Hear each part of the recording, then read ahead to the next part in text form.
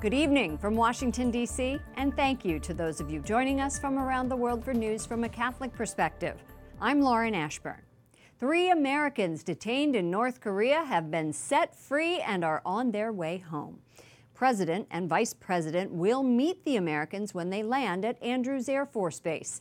President Trump is hailing their release as the latest sign of improving relations between the two longtime adversaries.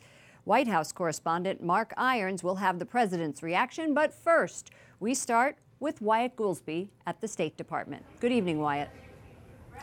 Good evening, Lauren. The 3 Americans are flying across the Pacific tonight with Secretary Mike Pompeo. They're expected to touch down here in Washington around 2 a.m. Secretary Pompeo traveled to North Korea to finalize plans for a historic summit between President Trump and the North Korean leader. He's coming home with a diplomatic victory.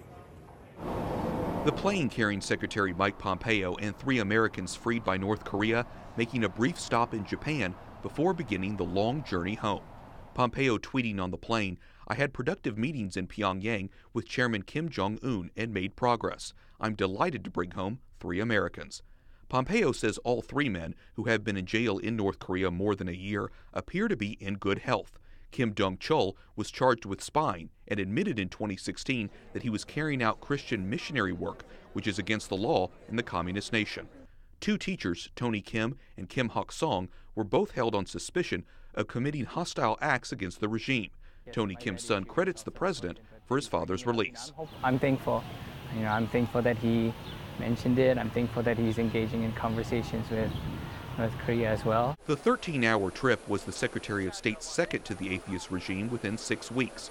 President Trump announced Pompeo's mission Tuesday afternoon as he laid out his case for withdrawing from the Iran nuclear deal. Plans are being made. Relationships are building. Hopefully a deal will happen. Pompeo, who first traveled to North Korea as CIA chief in early April, is only the second sitting Secretary of State to visit the reclusive nation. Technically, the U.S. remains at war with North Korea. The Korean War ended in 1953 without a peace treaty. Secretary Pompeo says a time and a place has been determined for the president's meeting with Kim Jong-un, but he can't say where or when yet, even as he was pressed on the issue today. President Trump is expected to announce the details within the next 3 days. Lauren? Correspondent Wyatt Goolsby reporting from the State Department.